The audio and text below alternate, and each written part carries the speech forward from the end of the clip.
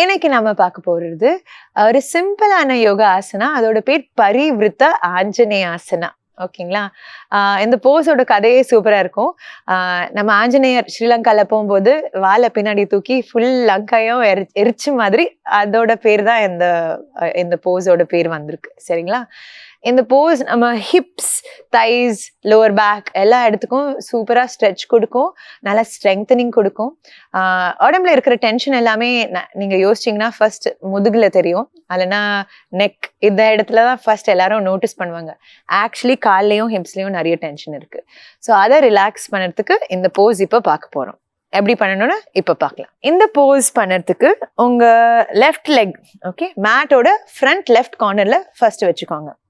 கையை கீழே வச்சுட்டு உங்க ரைட் லெக் பின்னாடி மேட்டோட ரைட் பேக் கார்னர் எடுத்துனுவாங்க. எவ்வளோ தூரமாக எடுத்துன்னு வர முடியுமோ எடுத்துனுவாங்க. முட்டியை கீழே வைக்கணும். ஓகேங்களா?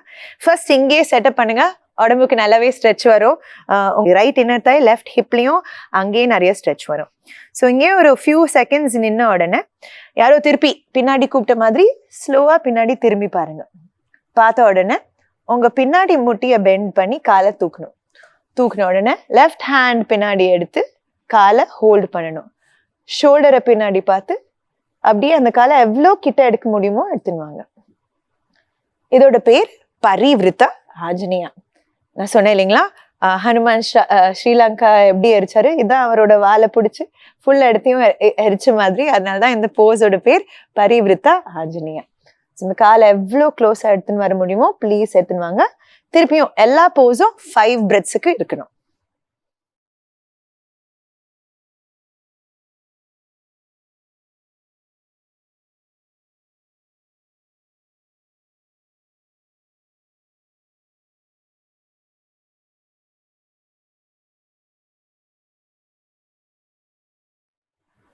ஸ்லோவா காலை ரிலாக்ஸ் பண்ணி உங்க 2 கையும் திருப்பியும் தரையில எடுத்துன்னு வந்து லெஃப்ட் லெக்கும் ஸ்லோவா பின்னாடி எடுத்துன்னு வரலாம். ஸோ ரொம்ப இம்பார்ட்டன்ட், மறக்கக்கூடாது. ஆசனா எல்லாமே 2 கால்லையும் பண்ணணும். It's very important. நம்மளுக்கு 2 கால் இருக்கு, ஒரு சைடு தான் நான் காட்டியிருக்கேன். You must practice on your own அடுத்த சைட்லையும். ஓகேங்களா? அப்போதான் உங்களுக்கும் ஃபுல் பெனிஃபிட் தெரியும். அதனால் ஒரு சைடு மட்டும் நல்லா ஸ்ட்ரெச் ஆகி இன்னொரு சைடு அப்படியே டைட் ஆகிட்டே இருக்கும். So please practice this Parivrtta ஆஞ்சநேயாசனா.